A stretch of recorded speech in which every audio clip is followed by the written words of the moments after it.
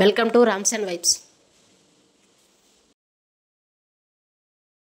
నకాంక్షే విజయం కృష్ణ నచరాజ్యం సుఖాని చ కిం నో రాజ్యేన గోవింద కిం భోగైర్జీవితేన వా. అశోచ్య నవ్యచోషస్తం ప్రజ్ఞావాదం చ భాససే గతాసూన చ నాని చూషంతి పండితాః. స్టార్ట్. పంచమ వేదం అని దేనిని అంటారు? మహాభారతం. మహాభారతం ఏ యుగంలో జరిగింది? ద్వాపర యుగం.